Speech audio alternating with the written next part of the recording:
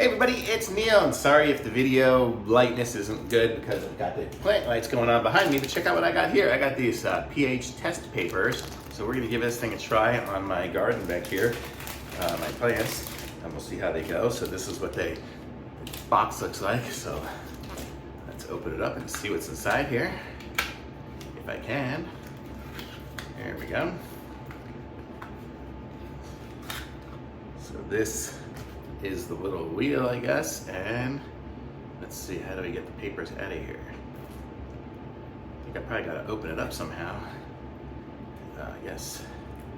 So I'm opening it up, and you can see inside here, it's wrapped in tin foil.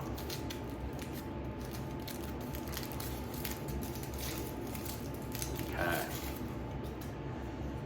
So I will put it back in here and put it through a little area there.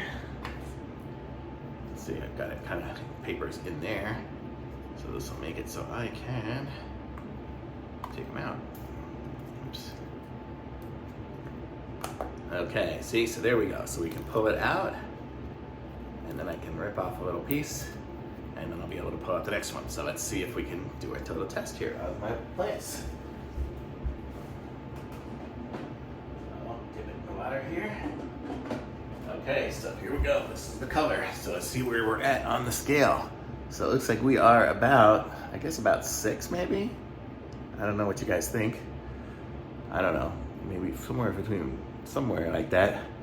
So somewhere between 4 and 6. I'm colorblind, so I can't tell great, but good enough for me. My plants, as long as they're not too high, and they're definitely not the 7 and above. So we're good. So that tower is good for my growing mind. Can't remember what's in there. I think it might be green beans. But so we're good. Very cool little test strip here. So I'm gonna say thumbs up for me on this little tester, and links in the description. Like this video, subscribe to my channel, and I'll be back with some more reviews soon.